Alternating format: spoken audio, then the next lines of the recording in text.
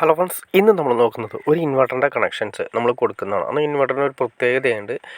UPS മോഡിലാണെങ്കിലും ഇതിൻ്റെ output വന്നിരിക്കുന്നത് വെറും 3 വയറുകൾ മാത്രമാണ്. ഈ ഫേസ്, ഇന്ന്, ഔട്ട്, പിന്നെ ന്യൂട്രൽ. എർത്ത് വന്നിട്ടില്ല ഇതിൻ്റെ അകത്തുനിന്ന്. അങ്ങനത്തെ ഒരു ഇൻവെർട്ടറാണ്.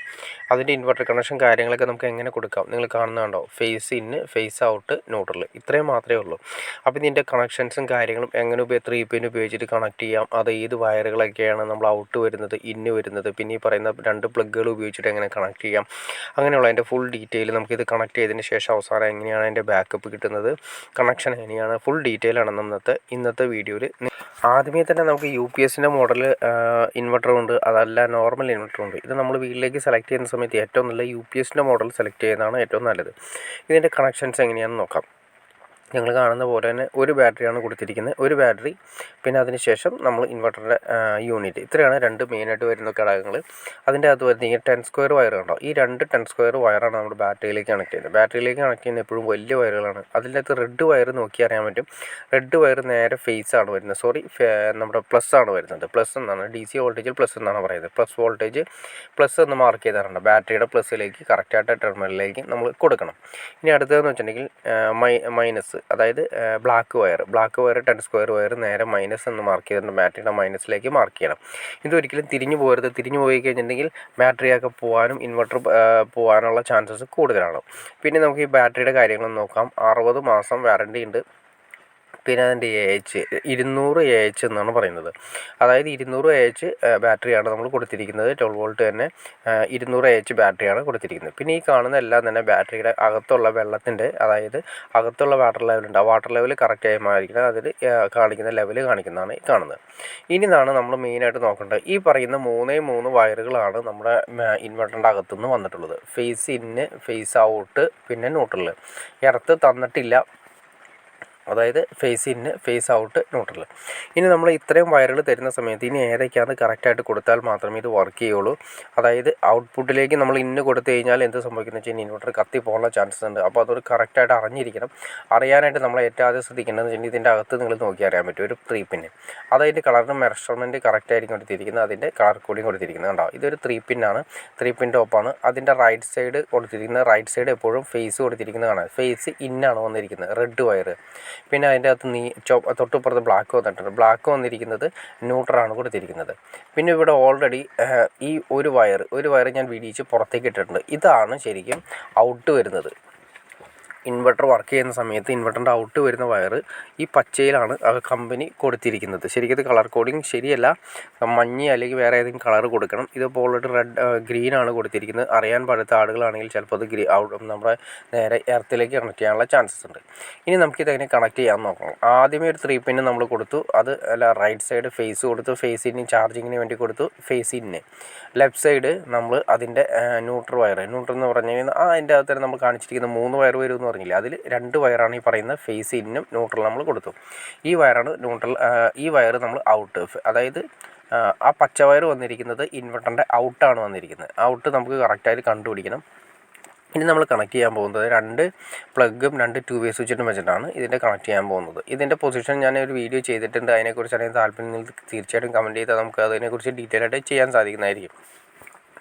ഇത് നമുക്ക് വളരെ പെട്ടെന്ന് ഊരിയിടാൻ വേണ്ടിയിട്ടാണ് ഇങ്ങനെ ചെയ്യുന്നത്. 2 2 വേ സ്വിച്ച്, 2 പവർ പ്ലഗും, 2 2 വേ സ്വിച്ചും, 2 പവർ പ്ലഗും വെച്ചിട്ടാണ് ചെയ്യുന്നത്. ഇൻവെർട്ടർ വയ്ക്കാത്ത സമയത്ത് നമ്മൾ ഈ 2 സ്വിച്ചും ഓഫ് ചെയ്തിട്ട് 2 വേ സ്വിച്ച് ഓഫ് ചെയ്തിട്ട് ഇൻവെർട്ടർ വയ്ക്കുന്ന സമയത്ത് ഈ 2 സ്വിച്ചും ഓൺ ആക്കി എടുക്കണ്ട. ഇനി ഞാൻ ജസ്റ്റ് കാണിച്ചു തരാം. ഇതിപ്പോൾ ചാർജിങ്ങിന് വേണ്ടിയിട്ടാണ് റൈറ്റ് സൈഡ് കൊടുത്തിരിക്കുന്നത്. റൈറ്റ് സൈഡ് നമ്മൾ ആ പറഞ്ഞ പ്ലഗ് കൊടുത്തു. അപ്പോൾ കണ്ടോ, ചാർജിങ് ഓക്കെ ആയി. ബാറ്ററി ലോ ബാറ്ററിയാണ്, അതുകൊണ്ടാണ് ലോ ബാറ്ററിയാണ്. ഇനി നമ്മൾ ഇതിൻ്റെ ഔട്ട്, ഞാൻ പറഞ്ഞില്ലേ ഔട്ടിൽ നമ്മൾ കണക്ട് ചെയ്തു. ഔട്ട് വന്നേക്കണം കേട്ടോ. ഔട്ട് നമ്മളൊരു സെപ്പറേറ്റ് വയറിട്ട് കണക്ട് ചെയ്തു. ഒരു പച്ച വയറെന്ന് പറഞ്ഞില്ലേ, ആ പച്ച വയറിലേക്ക് നമ്മളൊരു സെപ്പറേറ്റ് ഒരു വയർ കൂടി ജോയിൻറ്റ് ചെയ്തിട്ട് ഒരു 3 പിൻ ടോപ്പാണ് കൊടുത്തിരിക്കുന്നത്. ഇപ്പോൾ നമ്മൾ ഔട്ട് കറക്റ്റായി. കാരണം നമ്മൾ ബൈപ്പാസ് ചെയ്തിട്ടാണ് ഇപ്പോൾ പോകുന്നത്. അതായത് ഇൻവെർട്ടറിൽ നിന്ന് വരുന്ന സപ്ലൈ ബൈപ്പാസ് ചെയ്ത് പോകാൻ വേണ്ടിയിട്ടാണ്. അപ്പോൾ ഇനിയിപ്പോൾ സിമ്പിളായിട്ട് പറഞ്ഞു കഴിഞ്ഞാൽ ഈ 3 പിന്നിലേക്ക് നമ്മൾ ആ 3 പിന്നാണ് കണക്ട് ചെയ്തത്. അപ്പോൾ 3 പിന്ന് കണക്ട് ചെയ്യുമ്പോൾ ശ്രദ്ധിക്കേണ്ട കാര്യം വെച്ചാൽ ആ 3 പിൻ നമ്മൾ പുതിയത് കണക്ട് ചെയ്യുന്ന 3 പിന്നിൻ്റെ റൈറ്റ് സൈഡ് ആയിരിക്കണം കൊടുക്കേണ്ടത്. ഇനി നോക്കുക, നമ്മൾ UPS ഓൺ ചെയ്ത സമയത്ത് കണ്ടോ ബാക്കപ്പ് കണ്ടോ, ചാർജിങ് ഓണായി കണ്ടോ, ചാർജിങ്ങിൻ്റെ ബാക്കപ്പ് എന്ന് പറയുന്ന പൊസിഷൻ ഓണായി കാണും. ഇപ്പോഴും ഔട്ട്പുട്ട് നമുക്ക് കിട്ടുന്നുണ്ടാവും, അതായത് ബൈബാക്ക് ഉണ്ടാവും. ഇനിയിപ്പോൾ നിങ്ങൾ കാണിച്ചു തരാം, ഒന്നുകൂടി കാണിച്ചു തരാം. ആ വയർ എടുത്തതിന് ശേഷം ഞാൻ നേരത്തെ പറഞ്ഞ പോലെ ഒരു 16 ആംസിൻ്റെ 3 പിൻ ടോപ്പിലേക്ക് നമ്മൾ റൈറ്റ് സൈഡിലേക്ക് കണക്ട് ചെയ്തു. റൈറ്റ് സൈഡിലേക്ക് നമ്മൾ കണക്ട് ചെയ്തതിന് ശേഷം ഈ പറയുന്ന പ്ലഗ് സോക്കറ്റിലേക്കാണ് നമ്മൾ ഉറപ്പിക്കേണ്ടത്. ഇത് ജസ്റ്റ് നിങ്ങൾ അത് അടയ്ക്കുന്നതിന് മുന്നേ കാണിച്ചാണ്. ആദ്യത്തെ നമ്മൾ പറഞ്ഞ പോലെ ഫേസിനും ന്യൂട്രലും നമ്മൾ ആദ്യത്തെ പ്ലഗിൽ കണക്ട് ചെയ്തു. ഔട്ട് മാത്രം നമ്മൾ ഈ പറയുന്ന ഒരു പ്ലഗിലേക്ക് കൂടി കണക്ട് ചെയ്തു. ആ പ്ലഗിൻ്റെ കണക്ഷൻസ് ചെറിയൊരു വ്യത്യാസം ഉണ്ട്. അതിനെക്കുറിച്ചാണ് താല്പര്യം നിങ്ങൾ തീർച്ചയായിട്ടും കമൻറ്റ് ചെയ്താൽ നമുക്ക് അതിനെക്കുറിച്ച് ചെയ്യാൻ സാധിക്കുന്നതായിരിക്കും. ഇനി നമ്മൾ ഓൺ ചെയ്തു, ഇപ്പോൾ വർക്കായി കഴിഞ്ഞു, ഇൻവെർട്ടർ വർക്കായി കഴിഞ്ഞു. ഇൻവെർട്ടർ നമ്മൾ ബാക്കപ്പ് വർക്ക് ചെയ്യുന്നു, ചാർജിങ്ങിന് ഓക്കെ ആയിരിക്കും. അതുപോലെ തന്നെ നമ്മൾ ശ്രദ്ധിക്കേണ്ട കാര്യം വെച്ചിട്ടുണ്ടെങ്കിൽ ഇൻവെർട്ടർ വയ്ക്കുന്ന സമയത്ത് നമ്മൾ ആ 2 2 സ്വിച്ച് ഓൺ പൊസിഷനിലേക്ക് ഇടണം. ഇൻവെർട്ടർ വയ്ക്കാത്ത സമയത്ത് നമ്മൾ ഓഫ് പൊസിഷനിലേക്ക് ഇടണം. അതായത് ഉദ്ദേശിക്കുന്നത് ഇപ്പോൾ കണ്ടോ, ഇപ്പോൾ ഇൻവെർട്ടർ നമ്മൾ കൊടുത്തിട്ടില്ല. അപ്പോൾ 2 സ്വിച്ച് ഓഫ് ആയതുകൊണ്ട് അതിൻ്റെ ബൈപ്പാസ് ചെയ്ത് ഇന്നും ഔട്ടും ബൈപ്പാസ് ചെയ്ത് ഡയറക്റ്റ് വഴി ആ നമ്മുടെ ഇൻവെർട്ടർ സെക്ഷനിലേക്ക് എവിടെയൊക്കെ DBയിൽ കൊടുത്തിട്ടുണ്ട് അതിലേക്ക് കയറിപ്പോവും. ഓൺ ആക്കുന്ന സമയത്ത് 2 സ്വിച്ച് ഓൺ ആക്കുന്ന സമയത്ത് ഒന്നിൽ ചാർജിങ് സെക്ഷനിലേക്ക് പോകും, റൈറ്റ് സൈഡ് ചാർജിങ്ങിന് പോകും, ലെഫ്റ്റ് സൈഡ് നമ്മുടെ ഇൻവെർട്ടറിൻ്റെ ഔട്ടായിട്ട് കണക്ട് ചെയ്ത് നമ്മുടെ DBയിലേക്ക് പോകും. ഇതാണ് വളരെ സിമ്പിൾ കണക്ഷനാണ്. കണ്ടോ, നിങ്ങൾ കാണുന്ന പോലെ തന്നെ അതിലേക്ക് നമ്മൾ ചാർജിങ് കണക്ഷൻ കൊടുത്തു. ഇനി ഔട്ട് നമ്മൾ ഒരു പ്ലഗ് കൂടി കണക്ട് ചെയ്യുന്നുണ്ട്. ഇത്രയേ ഉള്ളൂ, വളരെ സിമ്പിൾ കണക്ഷനാണ്. ഇതിനെക്കുറിച്ച് എന്തെങ്കിലും ഡൗട്ട്സോ കാര്യങ്ങളോ ഉണ്ടെങ്കിൽ തീർച്ചയായിട്ടും കമൻറ്റ് ചെയ്യാൻ മടിക്കരുത്. അതുപോലെ തന്നെ ഷെയർ ചെയ്യാനും മടിക്കരുത്. നിങ്ങൾ തീർച്ചയായിട്ടും ലൈക്ക് ചെയ്താൽ മാത്രമേ നമുക്ക് ഇതിനെക്കുറിച്ചുള്ള വീഡിയോസ് ചെയ്യാനുള്ളൊരു എനർജി ഉണ്ടാവുള്ളൂ. അപ്പോൾ അതുകൊണ്ട് തീർച്ചയായിട്ടും ലൈക്ക് ചെയ്യുക. അതുപോലെ തന്നെ ഇപ്പം നമ്മൾ സെലക്ട് ചെയ്യുന്ന UPSകൾ ഇൻവെർട്ടറുകൾ 2 മോഡൽസ് വരുന്നുണ്ട്. 2 മോഡൽസ് എന്ന് വെച്ചിട്ടുണ്ടെങ്കിൽ നമുക്ക് UPSൻ്റെ മോഡൽ ഞാൻ നേരത്തെ പറഞ്ഞ പോലെ തന്നെ അതല്ല, നോർമൽ ലെവലിലുള്ള മോഡൽസും വരുന്നുണ്ട്. പിന്നെ അത് കൂടാതെ തന്നെ ഇപ്പോൾ വരുന്ന മോഡലുകൾ സോളാറിൻ്റെ പാനൽ കൂടി കണക്ട് ചെയ്യുന്ന മോഡൽ വരുന്നുണ്ട്. നിങ്ങളൊരു പുതിയ ഇൻവെർട്ടർ വാങ്ങിക്കാൻ താല്പര്യമുള്ള ആളുകളാണെങ്കിൽ ഇനി സെലക്ട് ചെയ്യുന്ന സമയത്ത് ഇൻവെർട്ടർ വാങ്ങിക്കുന്ന ആളുകളാണെങ്കിൽ സോളാറിൻ്റെ ഇൻവെർട്ടർ വാങ്ങിക്കുന്നതാണ് ഏറ്റവും നല്ലത്.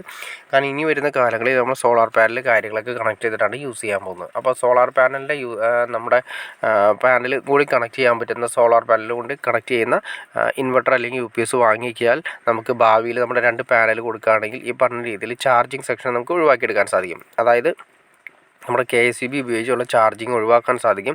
അപ്പോൾ ഗുണമെന്ന് വെച്ചിട്ടുണ്ടെങ്കിൽ നമ്മൾ ഒരു ഇൻവെർട്ടർ ഫുൾ ടൈം ചാർജിങ് സെക്ഷനിലേക്കാണ് വീണ് കിടക്കുന്നത്. അപ്പോൾ അതുകൊണ്ട് അത്രയും കറണ്ട് ഓൾറെഡി നമ്മൾ വർക്ക് ചെയ്തുകൊണ്ടിരിക്കുന്നുണ്ടാവും. അപ്പോൾ അതുകൊണ്ട് നമ്മൾ ചാർജിങ് സെക്ഷന് വേണ്ടിയിട്ട് ഒരു പാനൽ കൊടുക്കുകയാണെങ്കിൽ പാനലിന് വലിയ റേറ്റും കാര്യങ്ങളൊന്നുമില്ല. മിനിമം ഒരു 7,000 തൊട്ട് ഒരു 10,000 രൂപ വരെ വരുന്ന 320 540 പാനൽ വെച്ച് കൊടുത്തിട്ടുണ്ടെങ്കിൽ സുഖമായിട്ട് നമുക്ക് ഈ പറഞ്ഞ രീതിയിൽ ചാർജിങ് സെക്ഷൻ സിമ്പിളായിട്ട് നടക്കും. അപ്പോൾ അതുകൊണ്ട് നമുക്ക് സാധാരണ ഇൻവെർട്ടർ യൂസ് ചെയ്യുന്ന പോലെ തന്നെ നമുക്ക് യൂസ് ചെയ്യാനും സാധിക്കും. കറണ്ട് കാശ് നല്ല രീതിയിൽ ലാഭിക്കാനും പറ്റും. അപ്പോൾ ഇനി വാങ്ങിക്കുന്ന സമയത്ത് നമ്മൾ സോളാറിൻ്റെ UPS അല്ലെങ്കിൽ ഇൻവെർട്ടർ സെലക്ട് ചെയ്യുന്നതാണ് ഏറ്റവും ഉത്തമം. അപ്പോൾ നമ്മൾ നേരത്തെ പറഞ്ഞ പോലെ തീർച്ചയായിട്ടും ലൈക്ക് ചെയ്യാൻ മടിക്കരുത്, ഷെയർ ചെയ്യാനും മടിക്കരുത്, സബ്സ്ക്രൈബ് ചെയ്യാനും മടിക്കരുത്. ഓക്കെ ഫ്രണ്ട്സ്, അടുത്ത വീഡിയോയിൽ കാണുന്നവരെ ഓക്കെ.